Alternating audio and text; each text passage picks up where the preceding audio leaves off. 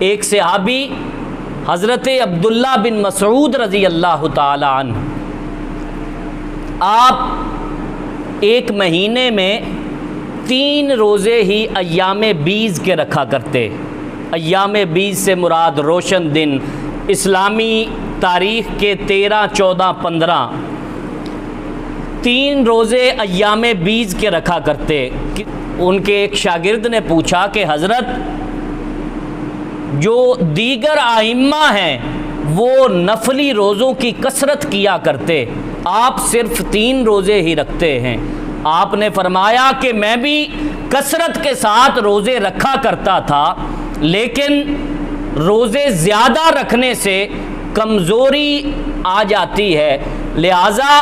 میں رات کے وقت نماز کے لیے جب کھڑا ہوتا تو میری وہ روٹین رات کے قیام کی ڈسٹرب ہوتی تھی، اس لیے میں نے بقیہ روزے کم کر دیے، کیونکہ مجھے نفلی روزوں سے زیادہ اس بات میں لذت محسوس ہوتی ہے کہ میں نماز کے لیے کھڑا ہو سکوں۔